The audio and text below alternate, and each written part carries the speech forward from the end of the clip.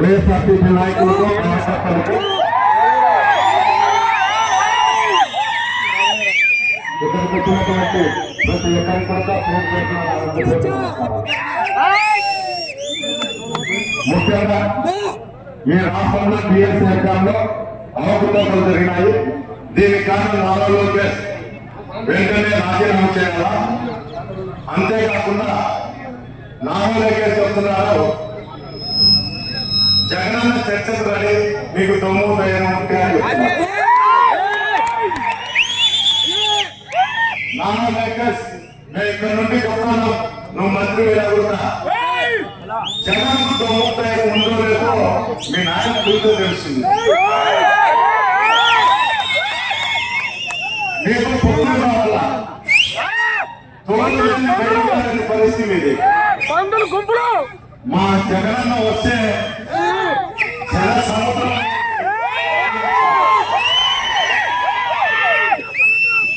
ఎప్పుడు ఉన్నా ప్రతి ఒక్కరికి యూట్యూబ్ చెప్తాను అంతా ఉంది. సింహం సింగల్ గానే వస్తున్నాయి. సింహమే మన జగనన్న. ఒకసారి అర్థం చేసుకోండి. ప్రతి ఒక్కరు ఏదో పోలీసులు వస్తున్నారు,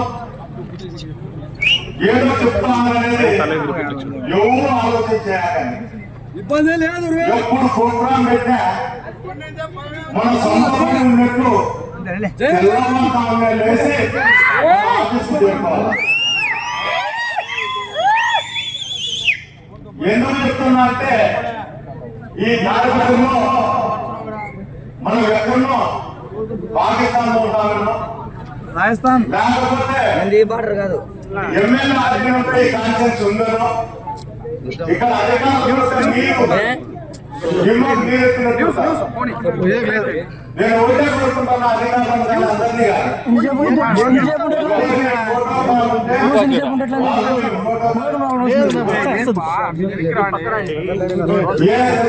వాళ్ళతో మీరు ఫోటో కాల్ పెట్టి మీ విలువను దిగదాచుకుంటుంది. కార్మికులు ఈ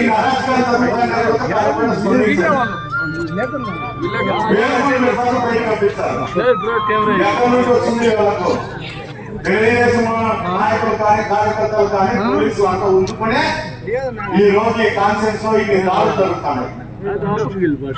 100 వ్యక్తులు చెప్తున్నారు 24 మంది టార్గెట్ అని. అందరూ 24 మందికే టార్గెట్ కాదు. 24 మంది కూడా అంతా శ్రమత పనులు వాళ్ళ గ్రామాలలో నాయకత్వం కోరుకునే వాళ్ళే. ఆ 24 మంది కూడా ఎవరు చెప్తారో కళ్ళు తెరిచే భస్మం అయిపోతారు. మీరు ఐకమత్యం లేకనో లేకపోతే ఆర్థిక ఇబ్బందులతోనో పోలీసులు తప్పుడు కేసులు పెడతారనో భయపడితే జీవితాంతం మన బానిసలాగానే బతకాల. భారతదేశంలో బానిస బతుకు బతికేదానికన్నా చెప్తాను కరెక్ట్ ప్రాంతంలోనో ఎక్కడైనా బ్యాక్వర్డ్ ఏరియాలలో వలస పోతారు. కేరళకు, బెంగళూరుకు, మద్రాసు ఇక్కడ నుండి మన ఆస్తులు అమ్ముకొని బెంగళూరు, మద్రాసు, హైదరాబాద్లో శాఖపై బతుకుతే మంచిది. రాయలసీమ బిడ్డలంటే పౌరుషంతో ఉంటారంటారు. ఆ పౌరుషము కార్యకర్తల్లో ఉండేటువంటి వైఎస్ఆర్సీపీ కార్యకర్తలకు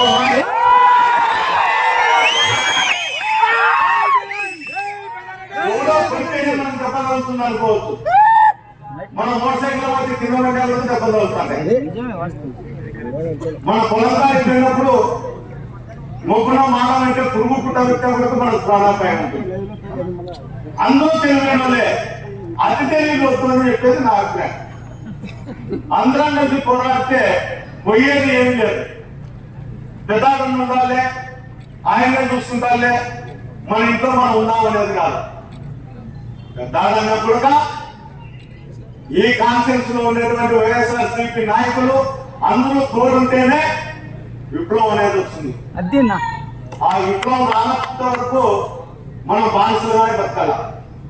నా దైవేదాన్ని కార్యక్రమం వచ్చినప్పటి నుండి నేను దినదినానికి దిగదాస్తానా లేకపోతే మీ అందరి అందరితో కూడా నేను పౌరుషంగా ఉండాలా అని ఇది నాకే తెలియనుండే. ఇప్పుడు ఈ రోజు నాకు వస్తుంది, రేపు మీకు వస్తుంది, మన కేసులు అనేది మామూలే. రాజకీయాలకు వచ్చినప్పుడు ప్రతి ఒక్కరికి కూడా కేసులు అనేది ఉంటానే ఉంటాయి.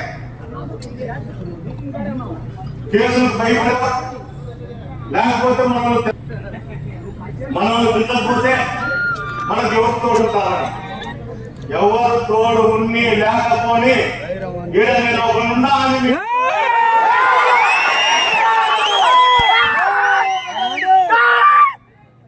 మేమున్నాం. ఈ రోజు నేను రాలేకపోతే మళ్ళా 2 రోజులకైనా మీకోసం నేను పనిచేస్తాను. నేను ఈ కాన్ఫరెన్స్ ఇన్ఛార్జ్ వచ్చినప్పటి నుండి పదే చెప్తాను. దాదాపు నేను చెప్పిన దానికి నేను కట్టుబడి ఉంటాను. అయ్యా మనం ఏమన్నా పెళ్లిలో పోతాను, ఏమన్నా రాజకీయాలు చేస్తాను. రాజకీయాలు చేసేటప్పుడు ప్రతి ఒక్కరి మీద కేసులు ఉంటాయి. అందులో ఇట్లాంటి నీచమైన కాన్ఫరెన్స్ లో ఖచ్చితంగా ఉంటాయి.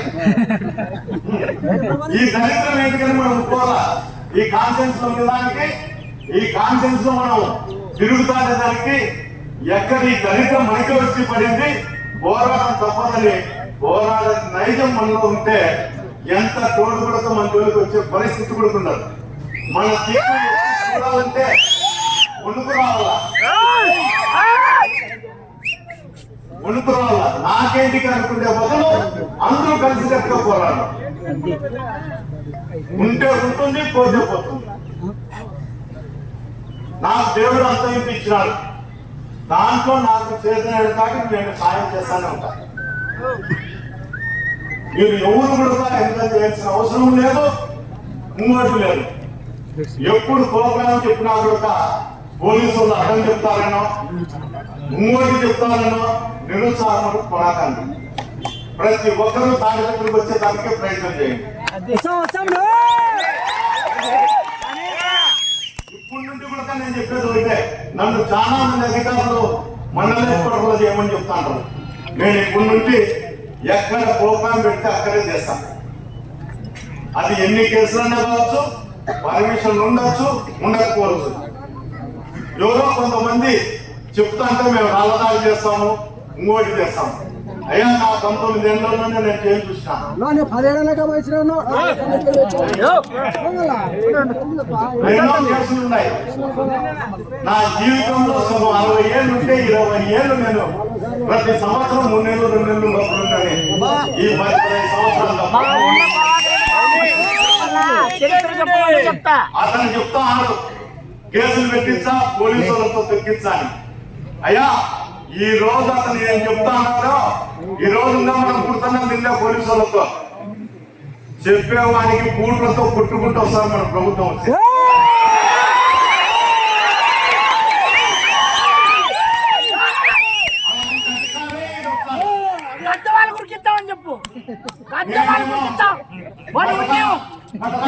తీసుకోండి, సంఘాలు లెక్క మీరు వ్యాపారం చేసుకోండి అన్నప్పుడు నేను చెప్పను. నీతి నిజాయితీగా పనిచేస్తూ చట్టం లోపలే మీరు ఉద్యోగం చేయండి అని చెప్తా.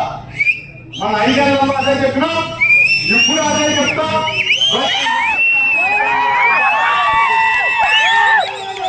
వాళ్ళ అన్యాయం జరిగిన వల్ల కొడుక చట్ట పరిధిలో ఏం జరుగుతుందో దాన్ని తిరిగి చెల్లించే బాధ్యత కూడా మీకు చెల్లించకపోతే నష్టం జరిగి అన్ని జరిగి రేపు పద్దన్న ఆఫీస్ కాడికి వచ్చినా కూడా మీ పరిస్థితి అట్లే ఉంటుంది. ఈ రోజు తెలుగుదేశం వాళ్ళ పరిస్థితి ఎంత దారుణంగా ఉందో, ఎంత నీచంగా బతుకుతున్నారో, ఎంత ప్రకృతిగా ఉన్నారో ఆ పరిస్థితి మన కదా వద్దు. నేను మొన్ననే చెప్పిన, నేనంటే మీకు నచ్చకపోతే మీ ఇంటి దగ్గర ఉండండి, కానీ తెలుగుదేశం పార్టీ కదా కార్మికులు చేరాలని చెప్పిన.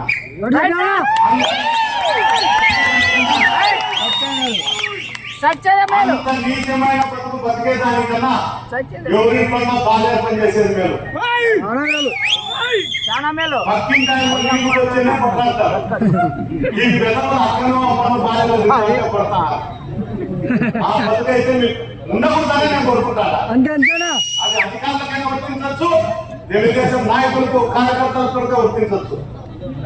నేను ఎవరికి భయపడే ఆలోచన లేదు. నా ఇంకా 20 కేసులు పెట్టినా, ఇప్పుడు 18 ఉంటాయి. ఇంకా 20 కేసులు పెట్టినా ఆ వెదలు మాత్రం నేను భయపడను.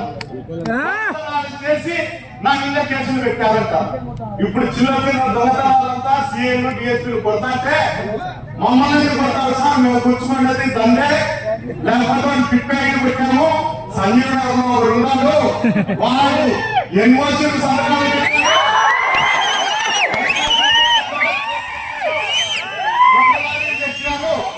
వాళ్ళ దగ్గర లెక్కుందని మీరు ఎవరు కూడా కొట్టరు, తిట్టరు.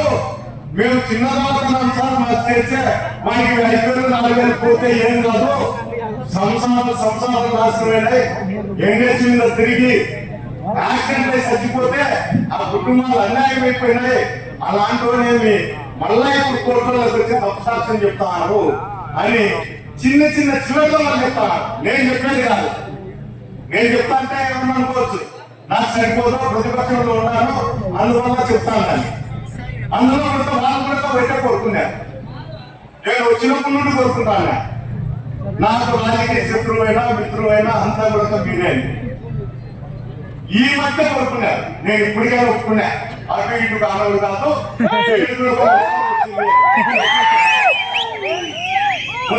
ఈ మధ్య ఇక్కడి మొదటి వచ్చింది తప్ప కోరుకున్నాడు శభాషని.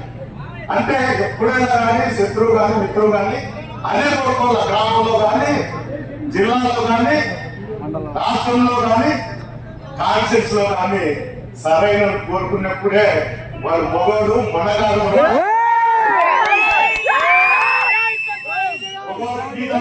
కొట్టించేదో టీ తాగే వాడిని కొట్టించేదో, ఒకడు మోసైలతో కొట్టించేదో, కాలేజ్ దర్శనం కాళ్ళు వేసేదో. ఈ తాడిపత్రికంలో ఒకే సామాజిక వర్గాన్ని వాడుకొని వాళ్ళతో నేరాలు చేస్తాం. అయ్యా అందరికీ చెప్పేది ఒకటే, ఈ రోజు బాగుంటుంది. నీకు మనదే ఇది కాబట్టి దినాన్ని 30 40 50 వచ్చాను. అది రాష్ట్రంలో ప్రభుత్వాలు ఎప్పుడు ఇచ్చే ఉండవు. మారినప్పుడు ఆ 30,000 ఉండదు, ఆ 50,000 ఉండదు. కన్నదింగుడు తిరిగి కొడితే ఆ రోజు హాస్పిటల్లో మిమ్మల్ని చూసే కూడా రాదు. నేనన్నా చూసేపోతుందా, మన బాంబులు చూస్తానా, వాళ్ళు నా దగ్గర ఉన్నంత వరకు వాళ్ళతో తోడుగా నడుస్తానా. ఏమనకపోయినా మన ప్రభుత్వం వచ్చే తండ్రి 2.5 సంవత్సరం రాలే, కొడుకు 4 సంవత్సరాలు రాలే. అది ఎవరు చర్చించాడు. నీ కొడుకులే అడుగుదాం, నా కొడుకులే అడుగుదాం. నా కొడుకులు పద్దాలు రమ్మంట. ధైర్యం ఉంటే వాళ్ళ పోలీసు వాళ్ళు నా ఇంటికి పంపించారు.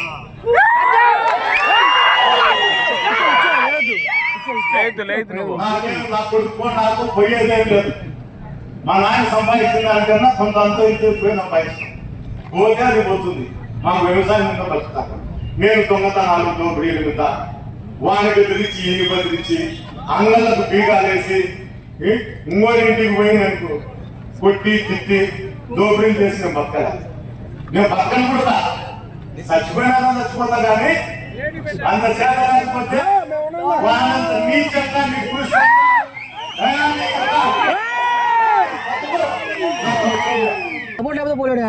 ఇలాంటి విధవులు రాజకీయాలకు రాలేదే. ఇన్ని రోజులు తాడిపత్రి ప్రాంతంలో వాళ్ళని ఆదరించడమే మీది పెద్ద తప్పు. మన చేత కాకపోతే మన ఇంట్లో మనం ఉన్నాం. మన ఓటులో పోతే పోని కులాలను పెట్టి తిట్టించుకొని, మతాలను పెట్టి తిట్టించుకొని, అక్కను అమ్మను ఇంట్లో భార్యలు కూడా తిట్టించుకొని తుడుచుకొని పోతున్నాం. ఏంటి తుడుచుకొని పోతారో ఏమో నాకు ఈ కాన్ఫిడెన్స్ లో అర్థం కాలే.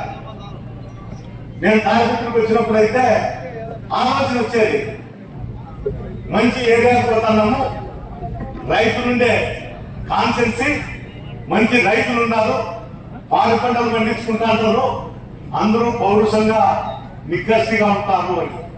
వీటికి వచ్చినాక తెలిసింది ఇంత దరిద్రమైన కాన్సెన్సీ, ఇంత దరిద్రమైన రోజు అతని దగ్గర ఉంటారని ఈ రోజు నాకు తెలిసింది. వాళ్ళు తిట్టే ఊళ్ళలో పోయి కొట్టేది, వాళ్ళు ఏదన్నా మాట్లాడితే పడిపోయేది. ఎందుకయ్యా పట్టుతారు? ప్రతి ఒక్కరు వైఎస్ఆర్సీపీ కార్యకర్తలు అందరూ కూడా, అభిమానులు కానీ పార్టీ కార్యకర్తలు కానీ అందరూ కూడా ఏకతాటి మీద నడచాలి. ఎవరికి మనం పడిపోవాల్సిన అవసరం లేదు. ఎవరితో కూడా కలిసి ఉందాం. మనకి ఎన్నన్నీ అధికారం వచ్చేంత వరకు మీరందరూ కలిసికట్టుగా పనిచేయండి. మిమ్మల్ని అందరినీ ఎవరు కొడతాడో, ఎవరు తిడతాడో చూసాం. ఈ డిఎస్సి అక్రమాలలో వెంటనే లోకేష్ రాజీనామా చేయాలా. ఈ అవకతవకల్లో విద్యార్థులను నిరుద్యోగ వృత్తి డబ్బులు ఇవ్వాలా, ఫీజు రిమెంబర్స్మెంట్ లో అవకతవకలు పూర్తి చేయాలని చెబుతూ ఈ అవకాశం ఇచ్చినటువంటి వైఎస్ఆర్సీపీ కార్యకర్తలకు అందరికీ కూడా పేరు పేరున